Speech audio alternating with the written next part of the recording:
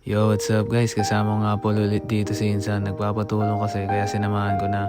At pagpasensyahan nyo na medyo shy type eh. Fast forward, nakarating na nga pala kami dito. Tignan mo naman, ang dami niyang cash. Insan, baka naman.